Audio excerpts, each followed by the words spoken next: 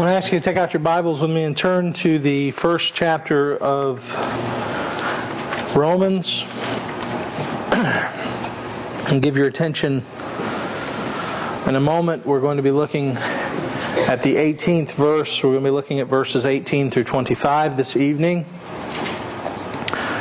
We're going to be looking at this subject, the psychology of atheism. The psychology of atheism. Every year, more and more people around the world, and especially in the United States, are claiming to be atheists. They don't believe in God. However, especially in the United States, the title atheist is not what they're espousing. Those who call themselves atheists and are ardent atheists only make up about 2.35% of the overall population. To be atheist is to make a great commitment. To say there is no God, that's a commitment to say that. However, the new term that is being floated around is non-religious, rather than atheist, which requires a commitment. It really does require a commitment to say, in all the universe, there is no God. That's a pretty big commitment of saying who I am. However, most people who fall into the category that is true, really is truly atheism, it's opposed to God, will call themselves non-religious. And if you look at a statistical survey of the world, you will find out that those who call themselves non-religious make up 13.5% of the world. If you combine that with the 2.5% that call themselves atheists, you find that people who are functional atheists, whether they call themselves atheists or not, they are functionally atheists because they're non-religious, they don't have anything or desire to have anything to do with God, make up almost 16% of the world's population. Christianity doubles that at 33%, but still that is an alarmingly large number of people. 16% of 6 billion people is a lot of people. There are a lot of people out there who say that they are non-religious. They do not believe in God, or they do not believe that He is important enough to warrant their attention. I thought it would be a good idea for us tonight to make an attempt to understand biblically why a person would choose to believe that God doesn't exist, or to choose to believe that even if God does exist, He does not warrant their attention. And I want to begin by looking at, before we get to the text, I want to plant a seed in your mind. Because probably more than any other group that I've had the opportunity to witness to, I've probably dealt with atheists and non-religious people more than any other group. Because I have quite a few people that are related in family and in extended family and friends who just don't want anything to do with God. They don't have any desire to even have any relationship with the church or with God's people. They just don't see any need. So more than Mormonism, which I've taught on, and Jehovah's Witnesses, which I've taught on, and even Islam, I've dealt more with this than any other group of people in my life.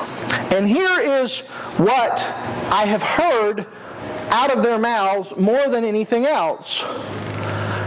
The only reason why you believe in God, this is the apologetic for atheism. This is what they will say. The only reason that you, Keith Foskey, believe in God is because you have a desire to have meaning in your life. They say that your theism, your belief in God, is rooted in your psychology. They say, Keith, you cannot handle the fact that life is meaningless, so you have created a God to give life meaning. So they accuse people like me and like you who believe in God for doing so, for creating God because we need Him. Because if there were no God, life would be ultimately meaningless, so we create God simply to give life meaning. That's the apologetic for atheism. That's what movies like Religulous. I don't know if you've heard of that movie, Religulous.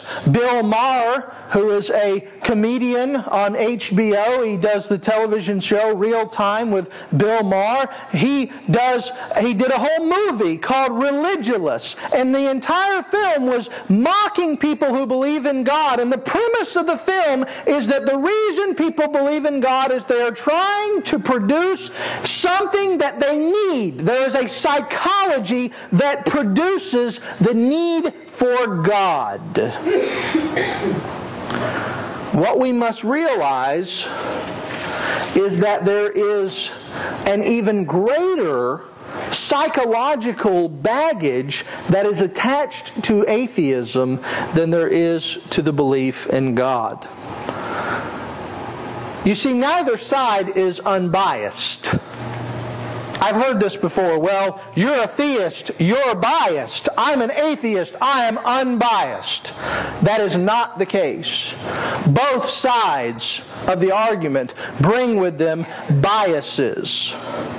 And in the end, neither is going to make God exist or not exist based upon their desires. They're simply going to explain how they understand the situation from their purview or their point of view. It's like this. And you all have heard me talk about apologetics before, and how I say if I look at the human eyeball, the human eyeball shows design. At least in my mind, I see the human eyeball, 145 billion light-sensitive cells wrapped up in an inch diameter round ball.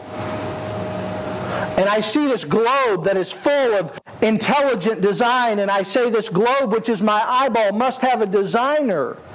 Well, the person on the other side says, no, it's not design, it's the product of billions of years of evolutionary chance and mutation.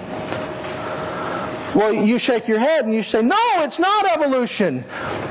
Well, of course, because you're a theist. And they would say the reason you believe that this is intelligently designed is because you're a theist. It's kind of like football. Now I got your attention. Anytime I mention football, I get a couple of real excited folks. But if you go to a football game and there's a close play,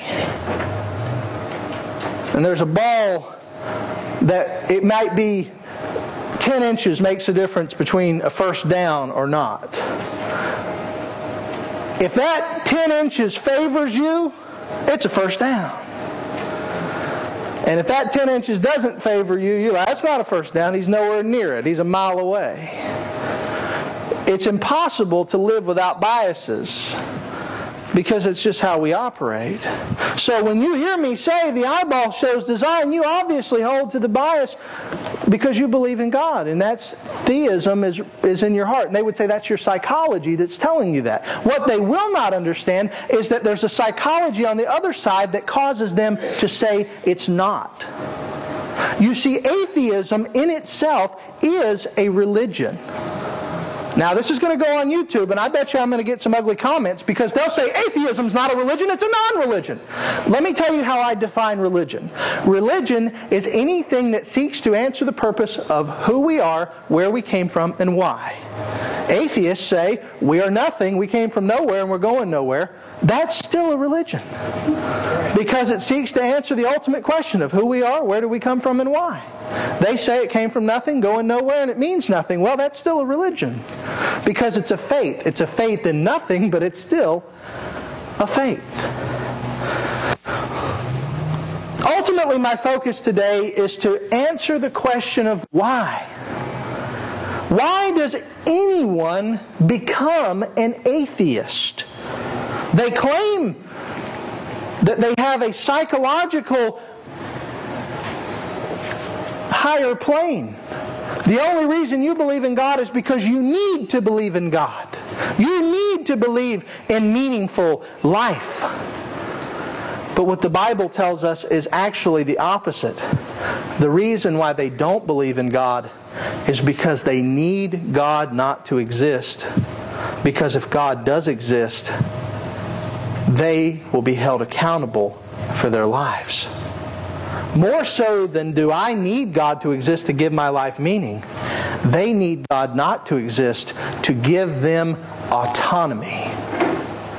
What is autonomy?